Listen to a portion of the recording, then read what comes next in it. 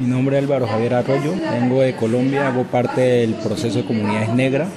PCN, una organización que agrupa múltiples organizaciones de base y de organizaciones que defienden los derechos humanos y reivindican los derechos específicos de las comunidades negras o afrocolombianas. ¿Sí? Una organización que nace en los años 90 y que es de carácter nacional y que tiene su principal trabajo en las zonas del Pacífico, en los valles interandinos, entendido como las zonas del Cauca, las zonas de Nariño y también algunas ciudades como es Bogotá y Cali.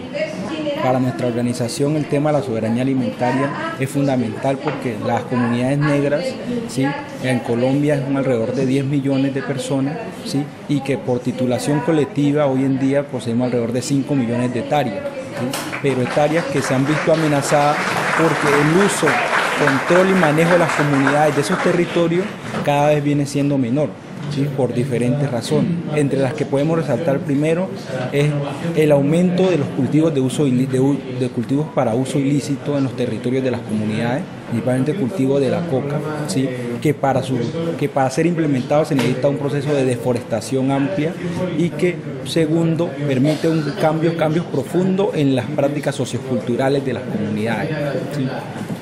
Las comunidades tradicionalmente, para el tema de la soberanía alimentaria, desarrollan unas prácticas tradicionales de producción, el tema de la pesca tradicional, el tema de la agricultura, el tema de la cacería y también el tema de tomar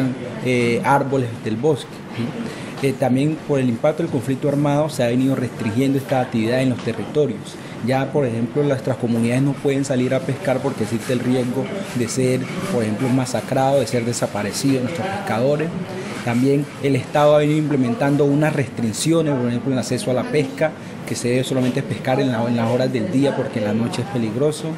En el tema de la agricultura se ha venido el tema de los cultivos ilícitos y debido a la política antinarcótica que está basada principalmente en las aspersiones aéreas, en las fumigaciones con glifosato, terminan causando un mayor impacto en los cultivos tradicionales de las comunidades y no tanto en los cultivos para uso ilícito, ¿sí?, lo que termina acabando con el poco cultivo que le queda a las comunidades, ¿sí?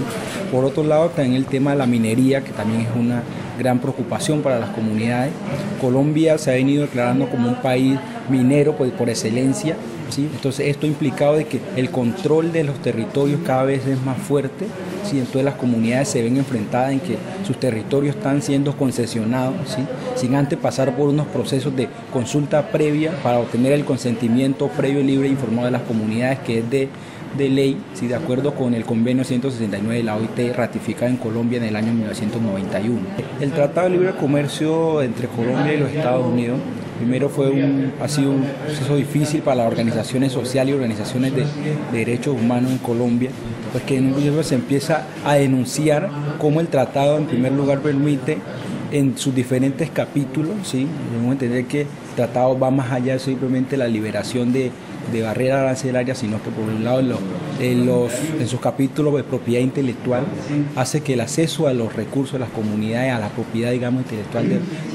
de los recursos deja de ser de las comunidades. Segundo, el capítulo es las inversiones, así que permite acceso libre a las inversiones, es decir, que ya el control, digamos, las inversiones internacionales se facilita la plataforma para que se instalen en los territorios.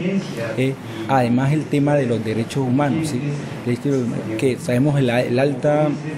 violación de los derechos humanos en Colombia, entonces, pero a pesar de eso se empieza a implementar el Tratado de Libre Comercio en un contexto de conflicto, en el que el conflicto armado ha sido la estrategia para la implementación del modelo económico que impulsa los tratados de libre comercio. Sí, las comunidades hemos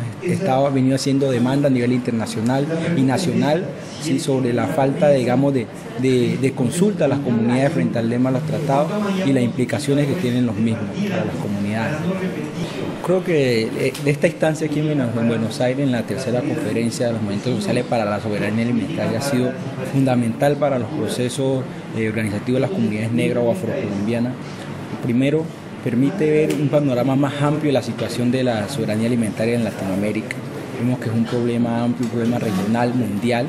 ¿sí? Y que nos permite ver que hay una necesidad de fortalecer las alianzas a nivel latinoamericano, pero también hay una necesidad de hacer más visible la situación de la comunidad afrocolombiana, que vemos que hay un poco, pronto se ha quedado muy solamente en Colombia y entonces a nivel internacional no se considera tanto, no se ve tanto como la situación de la población afrocolombiana. Entonces yo creo que ha sido muy importante porque ha permitido dar a conocer mayor el tema de la situación de la población afrocolombiana, pero también hacer alianza y ver cómo se fortalece la participación y también hacemos la incidencia de la población afro, digamos,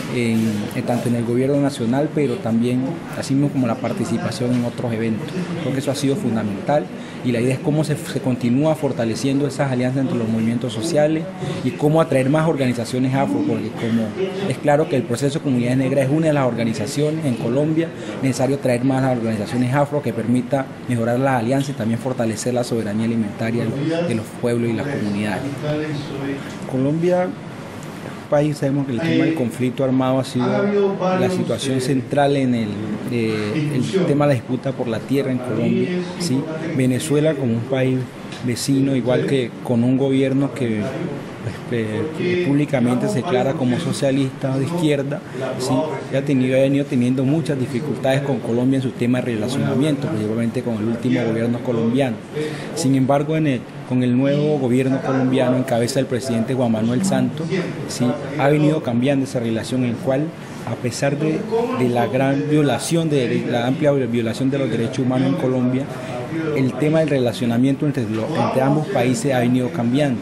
¿sí? Entonces se ha venido implementando unos claros procesos de implementación de unos proyectos que llaman de desarrollo, proyectos de infraestructura, proyectos de energéticos como construcción de represas, construcción de oleoductos entre ambos países, ¿sí? En el cual no se considera, el gobierno venezolano no considera públicamente ni hace referencia a la situación de violación de derechos que se está dando en Colombia, ¿sí? Muchos de esos proyectos se están haciendo en territorio de poblaciones afrocolombianas, pero también de indígenas, en los cuales se están haciendo sin consulta, pero sin embargo el gobierno venezolano apoya y fortalece, digamos, esos procesos, ¿sí? Y entonces hoy en día se ve que hay una progresiva integración económica, energética y infraestructura, ¿sí? Pero desde lo social, desde lo cultural no se avanza, entonces no se entiende muy bien a qué se está jugando en ese proceso de integración, qué proceso de integración se está avanzando, ¿sí? Cuando es claro que no está favoreciendo a los pueblos y se está haciendo sobre la base de una violación clara a los derechos de las comunidades y de los pueblos.